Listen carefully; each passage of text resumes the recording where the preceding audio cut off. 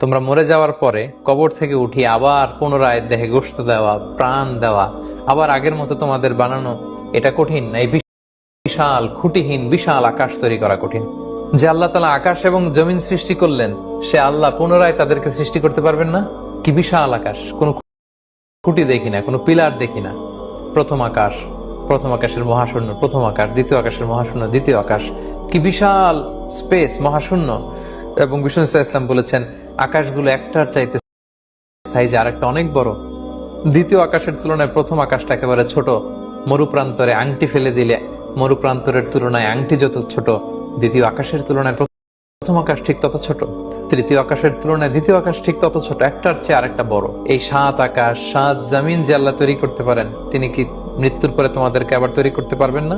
আল্লাহ নিজেই উত্তর দিচ্ছেন, এটার আনসার নিজেই করছেন। তিনি বলছেন, বালা, হ্যাঁ অবশ্যই, ফর শিওর, ইনডিড, অবশ্যই।